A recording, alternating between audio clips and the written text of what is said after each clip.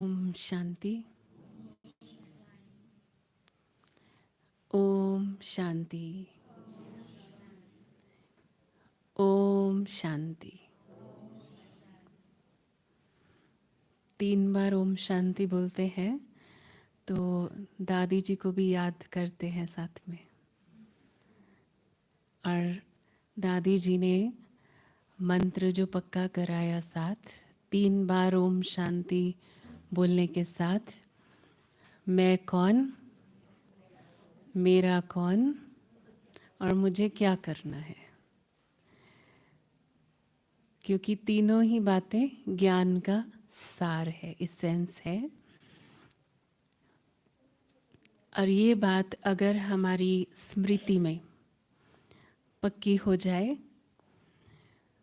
तो जो ज्ञान की धारणा है प्रैक्टिकल हमारे जीवन के अंदर, वो ऑटोमेटिकली आना शुरू हो जाती है। सारा दिन में हमको कितना समय ये स्मृति रहती, मैं कौन। अभी पूछेंगे मैं कौन। एक तो होता है जो 7 दिन के कोर्स वाला बच्चा है ना, उसको पूछते हैं मैं कौन, तो आंसर आता है मैं आत्मा। फिर जब बच्चे बड़े हो जाते हैं तो बाबा पूछते हैं मैं कौन, आप कौन हैं। तो फिर बाबा ने क्या कहा, सिर्फ इतना नहीं मैं आत्मा हूँ, लेकिन मैं कौन सी आत्मा हूँ। तो साथ साथ अपने सत्य स्वरूप में जो हमारे ओरिजिनल गुण, हमारी जो विशेषताएं और बाबा ने जो अनेक स्वमान हमको दिए, उन स्वमानों की भी स्मृति, जितनी हमको वो स्मृति रहती है और उस स्मृति को हम प्रैक्टिस में लाते हैं, उतना उतना नशा चढ़ता है, खुशी चढ़ती है। अगर सार रूप में एक शब्द में ज्ञान की धारणा की बात को हम बोलें तो बाबा ने इस सेंस में बताया खुशी, जिससे हमारी स्थिति की चेकिंग हो सकती कि कितनी कितनी हमारी स्थिति ऊपर जा रही है या नीचे जा रही है। तो किससे चेक होगा, जितनी खुशी मेरी ऊपर गई आज या ग्राफ थोड़ा नीचे आया। तो इसीलिए ये चेकिंग है। और सारा दिन में भी सुबह से लेकर के रात्रि तक अगर हम इस बात को देखें कि सारा दिन में सुबह जब हमने शुरू किया, उठते ही बाबा को गुड मॉर्निंग किया, वहाँ से लेकर के फिर अमृत वेला हम बैठे, बाबा से विशेष वरदान लिए, खुशी बढ़ती। फिर मुरली सुनते तो और नशा चढ़ता है और खुशी बढ़ती है। फिर उसके बाद हम आते हैं अपने व्यवहार में, फिर और आत्माओं के कनेक्शन में आते हैं। अब सारा दिन में अगर ग्राफ की तरह देखें तो खुशी ऊपर जा रही थी या ऐसे ही थी, सेम जितनी सुबह थी उतनी ही थी सारा दिन में, या कभी ऊपर और कभी नीचे। सभी मुस्कुरा रहे हैं, इसका मतलब तो कभी ऊपर कभी नीचे। और इसका फिर अति सूक्ष्म कनेक्शन बाबा ने प्योरिटी के साथ, पवित्रता के साथ बताया है। आज जो बाबा ने खास पवित्रता की निशानी कहे तो बाबा ने क्या कहा है आज खास, रूहानी रॉयल्टी। याद है आज का वरदान। और रूहानी रॉयल्टी कैसे दिखाई देगी, चेहरे और चलन से। और जब हम बात कर रहे हैं रूहानी रॉयल्टी, बाबा ने सिर्फ रॉयल्टी नहीं कहा है, रूहानी रॉयल्टी कहा है। क्योंकि हो सकता है कलयुग की स्मृति में या अभी की जो अवेयरनेस है आत्माओं की, उसके हिसाब से रॉयल्टी की बात करें तो बाहर की बहुत सारी चीज़ें उसकी परिभाषा दे देंगे। जैसे कोई इमेजिन करके देखें, कोई रॉयल फैमिली वाला है, बहुत राजाई घराने वाला, तो वो रॉयल्टी कैसे दिखाई देगी? आम लोग जब उसको डिफाइन करेंगे तो रॉयल्टी को कैसे बताएंगे? हो सकता है वो बाहर की बहुत सारी चीज़ें बताएं, रहन सहन, खाना पीना, उठना बैठना, ना कैसा। लेकिन वो जो देह अभिमान वाली रॉयल्टी होगी, उसके अंदर कहीं ना कहीं अभिमान, ईगो, कि हम कुछ है, वो वाला नशा होगा, उल्टा नशा। पर जब बाबा कहते रूहानी रॉयल्टी, तो रूहानी रॉयल्टी में जब बाबा ने कहा कि चेहरे और चलन से दिखाई देगी, तो क्या दिखाई देगा? इस रॉयल्टी के अंदर कोई ऐसा नहीं है कि बहुत हमने कोई ऐसा पहनावा, हमारा कोई विशेष हमने बनाना है, कुछ भी नहीं है। कितने साधारण हैं बाबा के बच्चे। फिर भी जब हम किसी को देख करके अगर हमें ये लगता कि ये बहुत रॉयल है, ये बहुत रॉयल है, तो हम उसमें क्या चीज़ देखते जो हमें लगता है ये रॉयल है, इसमें रॉयल्टी है? क्योंकि जो अंदर की स्थिति है वो ही चेहरे और चलन में दिखाई देगी। बाबा ने दो चीज़ों का कनेक्शन बता दिया कि अंदर अगर प्योरिटी है, और फिर मुरली में आज बड़ी छोटी छोटी ऐसी बातें बाबा ने बताई हैं जिसका संबंध प्योरिटी के साथ है। क्योंकि हमारे लिए प्योरिटी की डेफिनेशन, पवित्रता सिर्फ स्थूल रूप की डेफिनेशन नहीं है, बहुत सूक्ष्म है। और बहुत सारी आज बाबा ने चीज़ें उसके बारे में बताई हैं। अभी हम उसके बारे में भी बात करेंगे, क्योंकि जो अंदर जितना सूक्ष्म लेवल पर, जितना डीप लेवल पर पवित्रता, प्योरिटी होगी, उतना चलन और चेहरे में रॉयल्टी होगी। तो ये दो चीज़ें आपस में संबंधित हैं, कनेक्टेड हैं। अब हमारा योग क्या है? राजयोग है। तो हम सब कौन है? राजयोगी हैं। राजयोगी हैं माना राजा बनने वाले। राजा भी नहीं, बाबा ने कहा राजाओं के भी राजा। अब राजा बनना एक सीट से ज़्यादा एक स्थिति की बात है। राजा बनना सीट नहीं है, कुर्सी नहीं है। इस वक्त राजा बनना स्थिति है। तो राजा वाली स्थिति, आज मैं राजा वाली स्थिति में हूँ या नहीं हूँ, कैसे पता चलेगा? रॉयल्टी की बात कर रहे हैं ना, तो राजा वाली स्टेज होगी तो रॉयल्टी दिखाई देगी। आज मैं राजा की स्थिति में हूँ, कैसे पता पड़े? राजा माना क्या? कंट्रोलिंग और रूलिंग पावर। बहुत अच्छा। और राजा माना क्या? स्वराज्य अधिकारी, दूसरे शब्दों में।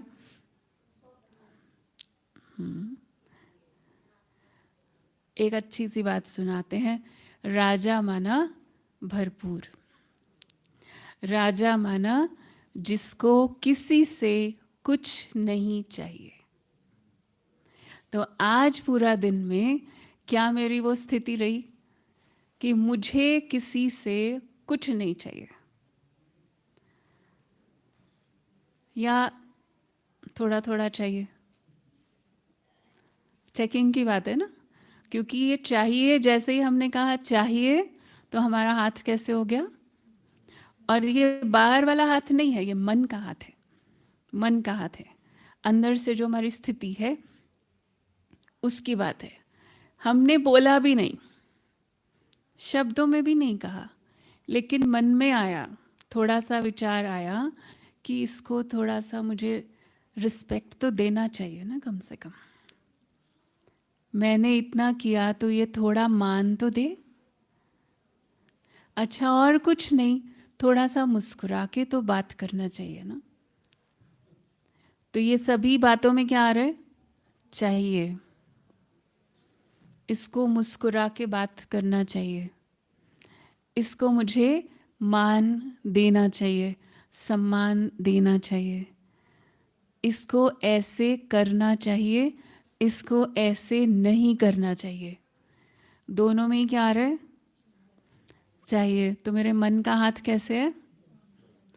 उस वक्त राजा हूं, बेगर हो गए ना,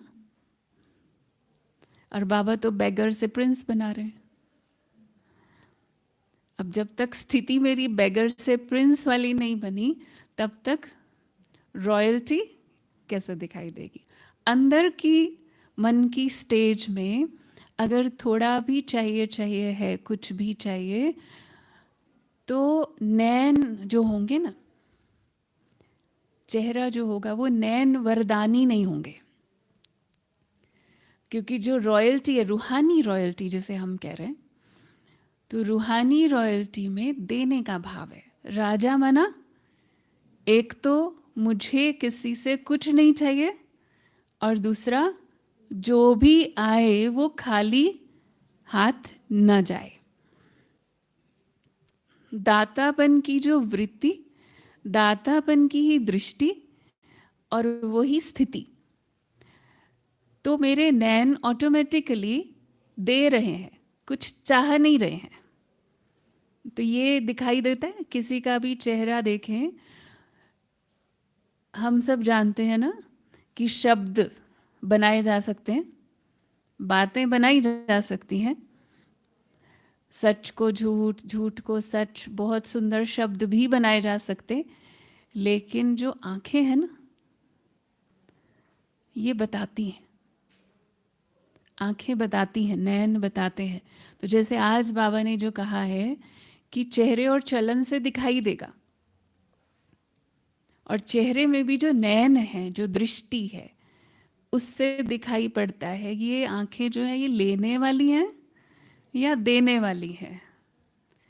ऐसा नोटिस होता है ना, ऑटोमेटिकली होता है कि इसको मेरे से कुछ चाहिए, और जैसे ही दूसरे को देख करके किसी को लगेगा ना कि इसको मेरे से कुछ चाहिए, तो लोग उससे दूर जाएंगे, पास नहीं आएंगे, क्योंकि सभी तो खाली है अभी। अब ये और कुछ लेने आया, चाहे ये मेरा समय चाहिए इसको, अभी ये बैठेगा और ये कुछ बात करेगा और व्यर्थ में मेरा टाइम जाएगा। हो सकता है समय चाहिए, अटेंशन चाहिए, अटेंशन चाहिए कि मेरी तरफ कोई ध्यान दे। सिर्फ इस अटेंशन के लिए लोग कितना कुछ करते हैं अभी आजकल, है ना, कि लोग मेरी तरफ ध्यान दें, उसके लिए पता नहीं क्या क्या उल्टा पुल्टा करते हैं। और कभी कभी छोटे बच्चों में भी हम देखते हैं ना, जो जिसको हम अटेंशन सीकिंग बिहेवियर कहते हैं साइकोलॉजी में, माना आप उसकी तरफ अगर नहीं देख रहे हैं तो वो कुछ उठा करके फेंकेगा, तो वो कुछ उठा के फेंकेगा तो आप ज़रूर देखेंगे, या वो चिल्लाएगा या फिर वो ज़मीन पे लेट जाएगा, तो कुछ तो ऐसा करूं ये मेरे को देखे। तो ये तो हुई बच्चे की बात, लेकिन ह्यूमन नेचर है ना। तो अभी जो लेने वाली आत्मा होगी उसके अंदर लगातार ऐसी कॉन्शियसनेस होगी, ऐसी स्मृति होगी कि मैं कुछ ऐसा करूं कि मेरी तरफ ध्यान जाए या मेरे को कुछ इससे मिले। तो ये जो एक्सपेक्टेशन है, लेने का भाव है, दोनों चीज़ें एक साथ तो नहीं हो सकती, लेना और देना नहीं हो सकता। अभी या तो मैं आपसे ले रही हूँ या फिर मैं आपको दे रही हूँ। तो रॉयल्टी माना, रॉयल्टी माना देने का भाव है। रॉयल्टी माना जो बाबा मुझे रोज़ पढ़ा रहे हैं, अब मैं आत्मा बाबा से ले रही हूँ, तो लेना सिर्फ मुझे बाबा से है, और बाकी जो भी मेरे सामने आए उसको मुझे देना है। और एक और बात बाबा ने इसमें कही, जैसे कोई भी हो, कैसा भी है, किसी के लिए भी कोई भी नेगेटिव भाव, दुख देने का संकल्प भी न आए। बाबा ने ये कहा ना आज। तो मुझे केवल और केवल सुख देना है। जो भी आत्मा मेरे सामने आएगी, जैसे भंडारा चलता रहता है, तो भंडारा चल रहा है सुख का, शांति का, आनंद का, प्रेम का भंडारा चल रहा है। अब भंडारा जब चल रहा हो और सारे क्यू में आ रहे हो, लाइन में आ रहे हो और सबको देते देते फिर अचानक कोई आए और इसको देख के मुझे ये याद आए कि इसने तो मेरे साथ 10 साल पहले ऐसे किया था और ये मेरा हाथ रुक जाए। ये रॉयल्टी है? ये दातापन है? नहीं ना। तो स्थूल बात तो है नहीं, ये तो सूक्ष्म बात है। अभी जैसे होता है कि सबके साथ हम बहुत प्यार से मुस्कुरा करके मिलते हैं, बहुत प्यार से ओम शांति भाई जी, बहन जी। और ये जो एक व्यक्ति है ना, ये सामने आता है ना जब, तो फिर तो ओम शांति, शांति की अशांति हो जाती है और मुस्कुराहट भी चली जाती है। पता नहीं इसके सामने मुस्कुराया नहीं जाता है। ऐसा है कोई एक होता है कई बार, तो अब उस एक के सामने मुस्कुराया नहीं जा रहा। जो नेचुरल हमारा है वो नेचुरल उसके सामने नहीं रहा। क्यों? क्योंकि वो है ही ऐसा, क्योंकि वो है ऐसा। वो तो ऐसा है, लेकिन मैं कैसा हूँ? मुझे ध्यान किस बात का रखना है? वो कैसा है इसका या मैं कैसा हूँ इसका? मुझे ध्यान तो इसका रखना है ना। और मैं जैसा हूँ, मेरी अगर कोई क्वालिटी है, मेरी अगर कोई विशेषता है, स्पेशलिटी है, और किसी ने गलती की, उसने बुरा किया, वो भी आज नहीं 10 साल पहले किया था, हो सकता है 10 साल में वो तो चेंज भी हो गया, लेकिन उसने बुरा किया और उसके कारण से मैंने अपनी अच्छाई, अपनी क्वालिटी को छोड़ दिया। बाबा पूछते हैं बच्चों से फिर बाबा कहते हैं ना, फिर आपने ये समझदारी की, नुकसान किसका हुआ? और बाहर से हम क्या बोलेंगे? क्योंकि वो है ही ऐसा। अब इसके सामने मुस्कुराएं, अभी ऐसे ही ऐसे व्यक्ति के सामने अगर मुस्कुराएंगे या उससे हम प्यार से बात करेंगे, तो ये तो हमारा एडवांटेज लेगा, फॉर ग्रांटेड ले लेगा हमको। ऐसे समझते हैं ना कि इसलिए उसके सामने तो हम अपने आप को ना ऐसे चेहरा ऐसे बना के रखें कि ये कुछ बात ही ना कर पाए। देखें कभी ऐसे ऐसे भाई बहने कोई? हमने खुद को भी किया है कभी ऐसा अनुभव किया है कि अब ये व्यक्ति कुछ मेरे को बोले, उससे पहले ही मैं अपना चेहरा ऐसे कर लूं कि वो भाग जाए। तो वो जैसे एक होता है ना, एक वॉल खड़ी कर लेते हैं, अपने दीवार खड़ी कर लेते हैं। वो दीवार ऐसी मोटी दीवार होती है वो संकल्पों की कि कोई उसमें एंटर कर ही ना पाए। अच्छा, वो तो चला गया, उससे मैंने अपने आप को प्रोटेक्ट कर लिया, ठीक है, मैंने अपने आप को सेफ कर लिया, ये वॉल खड़ी करके, ये दीवार खड़ी कर ली। लेकिन दीवार तो मैंने खड़ी की ना। अब दीवार किसके चारों तरफ खड़ी हो गई? वो तो आया और चला गया, लेकिन दीवार मैंने अपने चारों तरफ खड़ी कर ली। और जो मेरा मूल स्वभाव था, जो मेरी ओरिजिनलिटी थी, जो मेरी क्वालिटी थी, वो इस दीवार के अंदर कैद हो गई। और ऐसा 2 बार किया, 4 बार किया, 10 बार किया, तो फिर मेरी पर्सनालिटी ही कैसी बन गई? दीवार के अंदर कैद। और बाबा आया है इस दीवार को तोड़ने। इस दीवार को तोड़ेंगे तो जो अंदर का सत्य स्वरूप है, जो हमारा मूल स्वरूप है, बाबा बहुत सिंपल शब्दों में कह देता है, आज भी कहा, कई बार कहा, बच्चे बहुत बहुत बहुत मीठा बनना है। है तो छोटी सी बात, सिंपल सी लगती है ना सुनने में, बच्चे बहुत मीठा बनना है। और फिर हर रोज बाबा बोल भी रहे हैं, मीठे बच्चे। और मीठे बच्चे सुनते हैं तो समझते हैं, अंदर में तो लगता है ना कितना मीठा हूं मैं। अपने में पता तो पड़ता है ना, अगर थोड़ी सी भी चेकिंग करें कि सारा दिन में हम कितने मीठे हैं। लेकिन बाबा हमें हमारे उसी स्वरूप में देख रहे हैं ना, मीठे स्वरूप में देख रहे हैं, लेकिन फिर ध्यान भी दिला रहे हैं कि बहुत बहुत मीठा बनना है। और ये भी कहा, किसी की कोई दुश्मनी भी हो ना आपसे, तो भी आपके अंदर ख्याल भी ना आए बदला लेने का, ख्याल भी ना आए किसी के प्रति कुछ बुरा करने का, या उसका बुरा हो जाए या उसको फल मिल जाए उसके कर्म का, ये सोचना भी मेरा काम नहीं है। क्योंकि ये ऑपोजिट है, ये फिर रॉयल्टी नहीं है, ये फिर वो देने वाला भाव खत्म हो गया। क्योंकि या तो रूहानी पर्सनालिटी या फिर साधारण पर्सनालिटी, तो रूहानियत वाली पर्सनालिटी से एकदम साधारणता में आ गए। अगर जैसे ही हमने ये थॉट क्रिएट किया ना अंदर, होता है कभी कभी ऐसा, कभी संकल्प आया होगा कि ये व्यक्ति इतना बुरा कर रहा है, ये हमेशा ऐसे करता है, लेकिन इसके साथ तो कुछ हो ही नहीं रहा है, कि बाबा पता नहीं इसको कब फल मिलेगा। कभी ऐसा थॉट अगर आ गया, सच में सचमुच में अगर वो व्यक्ति गलत कर रहा है, लेकिन रॉयल वाली पर्सनालिटी क्या होगी ऐसी सिचुएशन के अंदर, जब ऐसी परिस्थिति है, तो रॉयल पर्सनालिटी के संकल्प क्या होंगे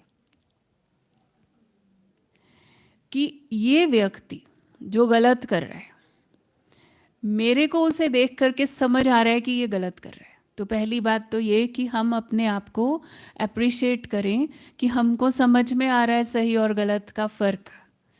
और अगर वो गलत कर रहा है तो इसका मतलब या तो उसको समझ नहीं, या तो समझ नहीं कि ये गलत है, या फिर समझ होने के बावजूद भी अगर वो गलत कर रहा है, इसका मतलब उसके अंदर अपने लिए कंट्रोलिंग पावर नहीं, तो वो तो परवश है। उसके अपने बोल, अपने कर्म उसके अपने कंट्रोल में नहीं,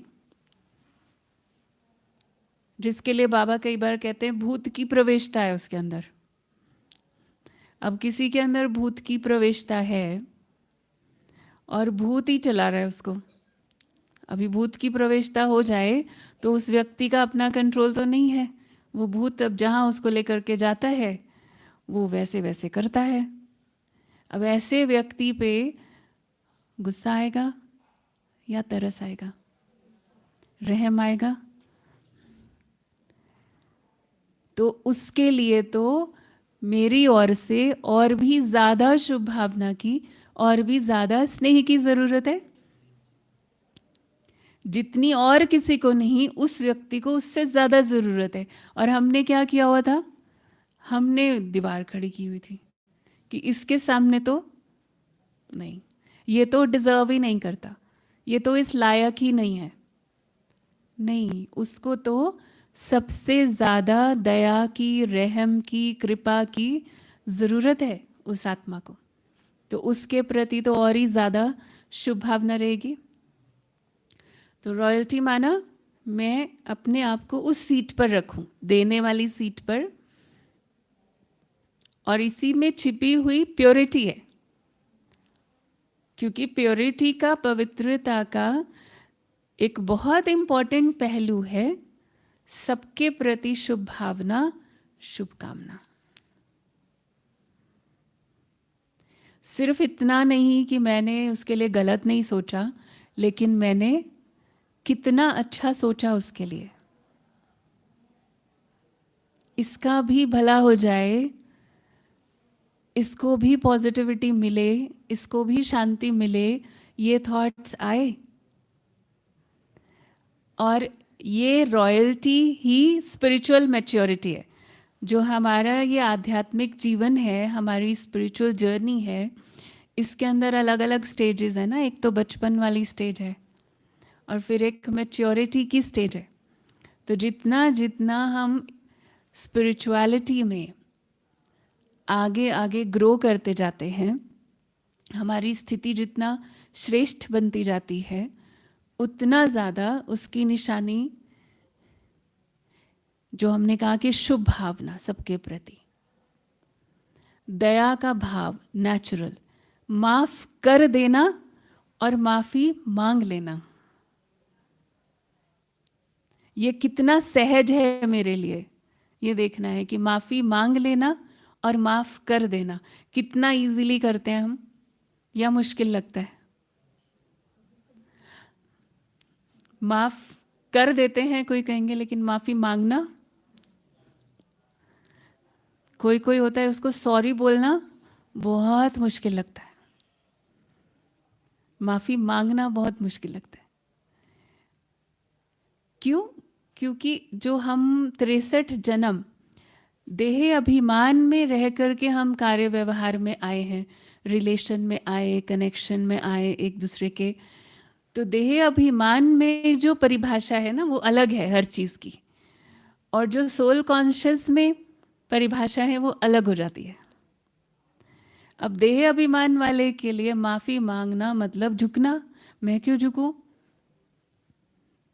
और आत्माभिमानी स्थिति की प्रैक्टिकल स्वरूप में माफ़ी मांगना माना बड़ी बात को छोटा करना, अपना भी टाइम वेस्ट होने से बचाया और दूसरे का भी टाइम वेस्ट होने से बचाया।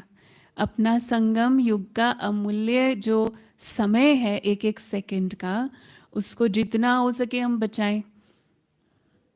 जल्दी से फुल स्टॉप लगा के बात को ख़त्म किया, बड़ी बात को छोटा किया, तो अपने प्रति भी रहम किया, दूसरे के प्रति भी किया और एक्स्ट्रा दुआएं कमा ली।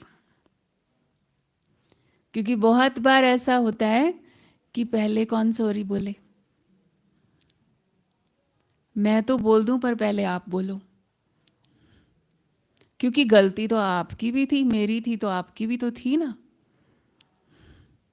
और यहाँ पर स्पिरिचुअल मैच्योरिटी में जो पहले बोलेगा वो हायर स्टेज पे है। ये श्रेष्ठता है हमारी, यही एलिवेटेड थॉट है, ये श्रेष्ठ संकल्प है। वो कहते हैं ना, झुकता वही है जिसमें जान होती है। आगे क्या बोलते हैं? अकड़े रहना तो मुर्दे की पहचान होती है।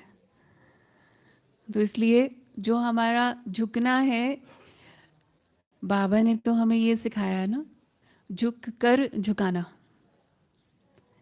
एक बार झुकना 100 बार झुकाना है। लेकिन अब इसमें आगे चलें, अगर झुकाने के लिए नहीं झुकना है, अगर पहले ही इस एक्सपेक्टेशन से झुक रहे हैं, इस उम्मीद से झुक रहे हैं कि मैं झुकूंगा तो फिर ये दूसरा भी डेफिनेटली झुकेगा, और वो तो फिर भी अकड़ा हुआ है, फिर मुझे लगे कि अभी झुकने का क्या फायदा हुआ। तो अगर ऐसा लग रहा है तो इसका मतलब फिर दोबारा से हम कौन सी स्टेज में आ गए?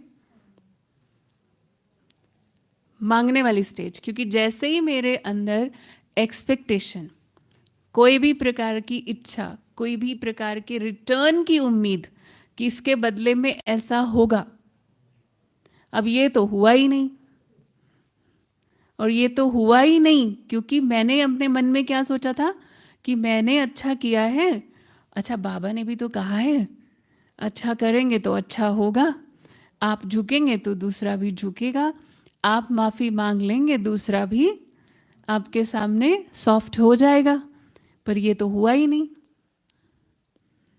अब ये हुआ ही नहीं तो फिर कभी कभी क्या आगे आगे की स्टेटमेंट आती है, कोई फायदा नहीं है, कोई फायदा नहीं है। बाकी सबके साथ ठीक है, लेकिन इसके साथ ये तो इस लायक ही नहीं है। तो जो सत्य ज्ञान, बाबा का बताया हुआ फॉर्मूला, बाबा ने फॉर्मूला दिया है कि ऐसा करने से ऐसा होता है, भला करो तो भला होता है। लेकिन हमने क्या कंक्लूजन निकाल दिया? कोई फायदा नहीं। मतलब हम जो भगवान का बताया हुआ यूनिवर्सल फॉर्मूला है, हम उसको गलत कह रहे हैं, हम उसको गलत कह रहे हैं। तो इसमें फिर एक और बात आ जाती है, निश्चय। बताया किसने है फॉर्मूला? फॉर्मूला है ना, लॉ है, यूनिवर्सल लॉ है कि ऐसा करते हैं तो ऐसा होता है। अब ये हो सकता है कि मैंने अपने मन में इच्छा क्या रख ली कि मैंने अभी अभी किया और अभी अभी फल सामने मुझे दिख जाए।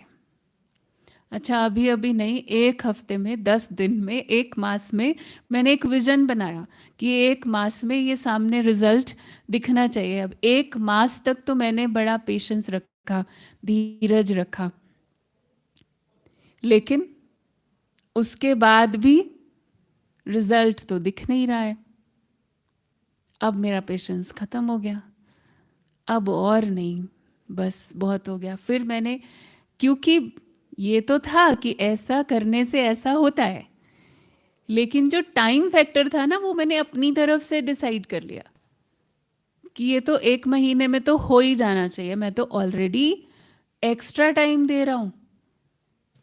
1 महीना मतलब मैंने बिना किसी रिजल्ट के, और मैंने लगातार शुभ भावना रखी है आपके प्रति, मैंने लगातार आपके प्रति पॉजिटिव थॉट्स रखे हैं। अब तो रिजल्ट निकलना ही चाहिए। तो ये मेरी अपनी थॉट थी कि 1 महीने में रिजल्ट निकलेगा। लेकिन इसके लिए बाबा ने एक बहुत अच्छी बात कही थी, आप में से कईयों को शायद याद भी होगी। एक बार बाबा ने कहा था कि जब हम किसी के लिए मनसा सेवा करते हैं ना, जैसे सकाश देते या शुभ भावना रखते, क्योंकि जिसके प्रति हम वो थॉट करते हैं, वो जहाँ भी है विश्व में, कहीं भी वो आत्मा है, तो उस तक वो वाइब्रेशन पहुँचता है। लेकिन कई बार ऐसा होता है कि हमें दिखाई दे रहा है कि उसको तो जैसे वो वाइब्रेशन पता नहीं मिल भी रहा है या नहीं, क्योंकि वो तो वैसा का वैसा ही है, उसके अंदर तो कोई चेंज नहीं आया, उसका बोल भी वैसा, व्यवहार भी ऐसा, जैसे ज़रा भी उसको टच नहीं हो रहा हमारा वाइब्रेशन।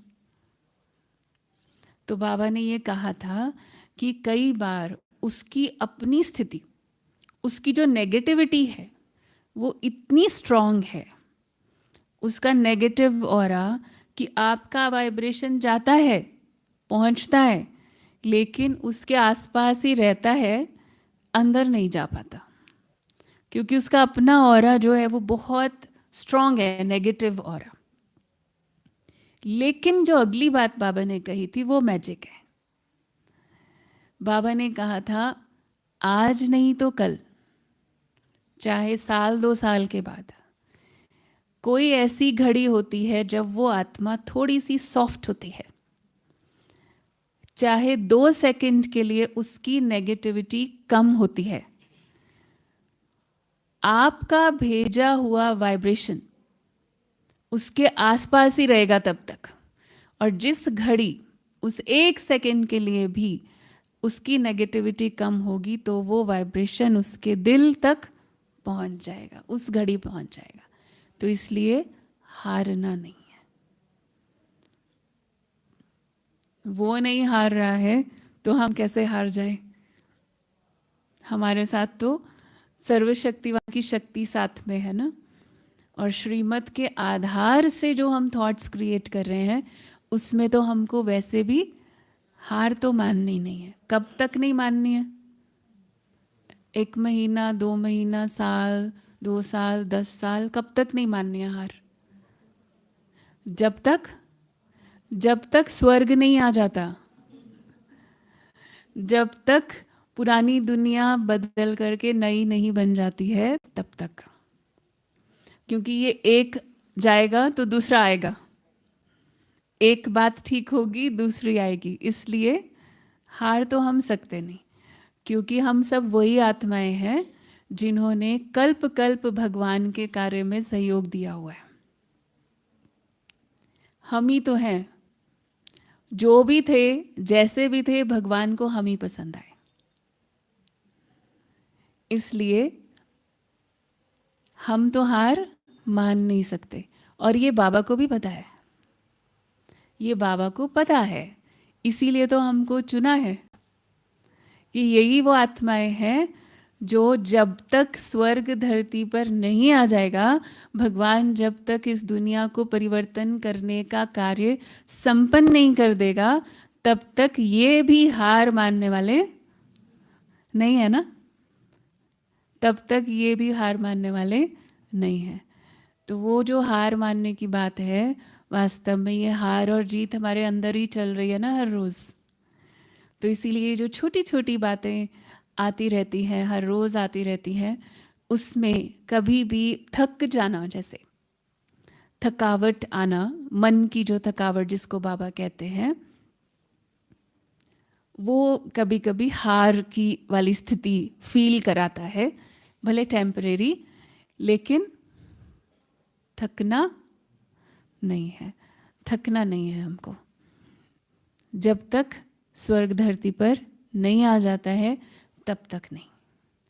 और उसके लिए रावण, माया भी लगातार लगी हुई है। माया को पता है मेरा जाने का टाइम है अभी, उसको पता है, लेकिन जाते जाते अपने सारे वार, सारे हथियार यूज़ कर रही है। और वो हर रोज़ सारा दिन में कितने सारे अलग अलग रूप में चैलेंज लेके आती है हमारे सामने, सूक्ष्म रूपों में भी। अभी किसी के लिए ऐसा भाव आ गया, नेगेटिव भाव आ गया, किसी के प्रति थोड़ा घृणा का भाव आ गया, या थोड़ा किनारा करने का, अवॉइड करने का जिसको कहते हैं। अच्छा, जब बाबा ने ये हमें बताया एक सूक्ष्म रूप में, अगर हम इस बात को देखें, जैसे बाबा ने कहा कि खास करके जब ग्रस्त व्यवहार में रहने वालों के लिए बाबा कहता है कि आपको छोड़ना नहीं है, आज भी कहा है, घर बार छोड़ना नहीं है, आपको कमल पुष्प समान अपना जीवन बना ले, ऐसा कहा है ना। अब वैसे ये बात सभी के लिए है, हमको छोड़ना नहीं है, क्योंकि 63 जन्मों से और भी बहुत सारे संस्कार थे, लेकिन जो ये वाला संस्कार था, और बहुत अच्छे अच्छी आत्माओं के अंदर भी कभी कभी ये वाला संस्कार होता है थोड़ा अवॉइड करने का। क्योंकि जब हम ये सब के साथ आते हैं, या ये बात जो हमें नहीं अच्छी लगती है, तो उसमें हमें मन हमारा खराब होता है, मन डिस्टर्ब होता है, तो इसीलिए मुझे इससे बात ही नहीं करनी। मेरे अंदर नेगेटिव नहीं है आपके लिए कुछ भी, मेरे अंदर आपके प्रति कोई गलत भावना नहीं है, लेकिन बस बात ही नहीं करनी है। बात न करना सहज लगता है, बजाय इसके कि बात करके उसको ठीक करना, सॉल्व करना। होता है ऐसे कई बार कोई कि अब हम इससे बात करेंगे, ये हो सकता है ये रिएक्ट कर दे, पता नहीं क्या बोल दे आगे से, तो थोड़ा डर, और उस डर के कारण हमें लगता है कि इससे अच्छा तो बोलो ही नहीं, इससे अच्छा बस चलते चलते गुड मॉर्निंग करके निकल जाओ, बस इससे ज़्यादा खड़े नहीं होना इस आत्मा के पास। ऐसे ऐसे कभी किसी के प्रति आता है, ऐसे कभी अपने आप चेक कर सकते हैं हम खुद को कि हम ऐसा नहीं, उसके लिए हम गलत सोचना नहीं चाहते, नहीं सोचना चाहते, क्योंकि हम तो बाबा के बच्चे हैं, हमें पता है राइट क्या है।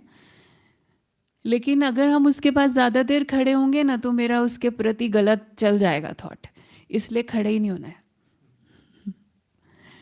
तो वो अवॉइड करने का, एस्केप करने का, थोड़ा किनारा करने का, इस तरह से जो आता है, किनारा जो हमको करना है वो किससे करना है?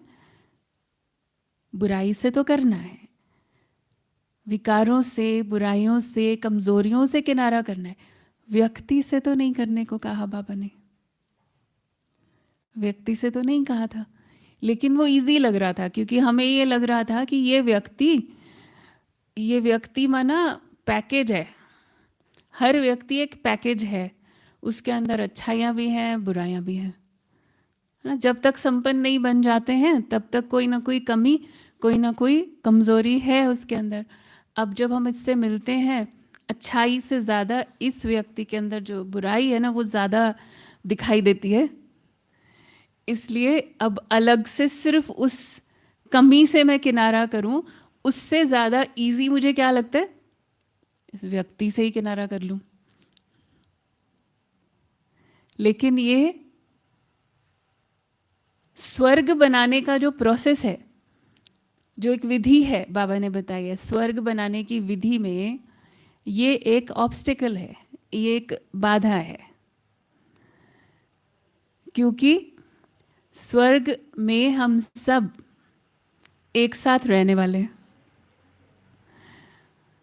तो इसीलिए जो वहाँ पर हमको रास करना है, संस्कार मिलन का रास करना है, तो यहाँ पर अवॉइड करने से तो रास नहीं होगा। अब रास ना मैं तो बहुत अच्छा करती हूँ, लेकिन आपको ठीक से करना नहीं आता, इसलिए मैं तो अलग ही करूँगी, मेरे को इस ग्रुप में तो जमता नहीं है। क्योंकि ये ग्रुप में ना सब एक का पाँव इधर जा रहा है, एक का हाथ इधर जा रहा है, मेरे से तो नहीं होता है। लेकिन अब इसको अगर स्पोर्ट्स के हिसाब से देखें तो ये टीम गेम है। टीम गेम्स जो होती हैं, जैसे क्रिकेट है या और भी फुटबॉल है, टीम की गेम है ना। जीतेगी तो टीम जीतेगी, हारेगी तो भी टीम हारेगी। चाहे मैं कितना भी अच्छा खेलती हूँ, लेकिन मुझे सबके साथ मिलकर के खेलना जो सीखना है, बात ध्यान से समझने की ये है कि इम्पोर्टेंट ये नहीं है कि हम कितना अच्छा खेले, इम्पोर्टेंट ये है कि हम सबके साथ मिलकर के कोऑर्डिनेशन हमारा कैसा रहा। बात ये है कि सबके साथ हमने जो मिलाया संस्कार, वो कितना अच्छा मिलाया, ज़्यादा इम्पोर्टेंट ये है। क्योंकि जो मेरे साथ जाएगा, यहाँ जो भी हम कर रहे हैं ये सब तो हम भूल जाएंगे। जो हमारे साथ जाएगा, ये जो एक दूसरे के प्रति भावना थी, एक दूसरे के साथ जब हमको मिलाना था, उस मिलाने के लिए कभी कभी हमको कुछ थोड़ा झुकना पड़ता है, थोड़ा अपना जो मेरी क्षमता है, जो मेरी क्वालिटी है, या ऐसा कहें मेरा पोटेंशियल उससे ज़्यादा है, मैं उससे ज़्यादा कर सकता था, लेकिन मुझे आपके साथ चलना है तो मुझे अपनी स्पीड थोड़ी सी कम मैच करने के लिए अपनी स्पीड थोड़ी कम करनी पड़ी। पहुंचने में थोड़ा देर हुई, लेकिन साथ निभाने का जो संस्कार बना, जो मेरे साथ जाएगा वो क्या जाएगा, वो ये संस्कार जाएगा। कितनी देर में हम डेस्टिनेशन पे पहुंचे थे वो इम्पोर्टेंट नहीं था, इम्पोर्टेंट ये था कि किस तरह से एक दूसरे के साथ कदम मिला करके, और कभी कभी थोड़ा सा सैक्रिफाइस करके, थोड़ा सा अपनी स्पीड कम करके। माना अपनी स्पीड कम करना यहाँ एक चीज़ और सिखाता है कि अपने अभिमान को थोड़ा सा कॉम्प्रोमाइज़ करते करते करते फिर वो ज़ीरो हो जाएगा। लेकिन वो कब कर पाएंगे, ये हम मिला कब पाएंगे, जब हम दो चीज़ें, एक्सेप्ट और रिस्पेक्ट, जब हम एक दूसरे को स्वीकार करते हैं और एक दूसरे का सम्मान करते हैं। और सम्मान हम कब कर पाते हैं, क्योंकि ये भी एक रॉयल्टी की निशानी है। जो रॉयल है वो सबका सम्मान करेगा। और सम्मान कब कर पाते हैं, सबसे इंपॉर्टेंट है जब हम स्वमान में हैं। तो स्वमान में रहना और सम्मान देना, ये दोनों ही चीज़ें कब हो पाती हैं, जब हम स्वयं को और दूसरे को उस नज़र से देखते जिस नज़र से बाबा देखता है, जिस नज़र से भगवान देखता है मुझे, जब मैं अपने को उस नज़र से देखती हूँ तो ये स्वमान बन जाता, और जब मैं आपको उस नज़र से देखती हूँ जिस नज़र से भगवान आपको देखता है, तो ये सम्मान बन जाता है। तो इसीलिए जिसको भी देखना है मुझे उसी नज़र से देखना है, उसकी नज़र से देखना है। तो जब उसकी नज़र से देखेंगे तो मेरी नज़र, मेरी दृष्टि ऑटोमेटिकली कैसे हो जाएगी? प्योर। और जैसे ही प्योरिटी आएगी तो रॉयल्टी नेचुरली आ जाएगी, जिसमें देने का भाव नेचुरल हो जाएगा। तो आपका ऑरा ऐसा बन जाएगा कि आपके आसपास वालों को कंफर्टेबल फील हो, सहज, सरल, कोई भी प्रकार की रिजिडिटी नहीं। सो यही हमारी पर्सनालिटी है ना, purity, royalty, personality. Thank you. ओम शांति।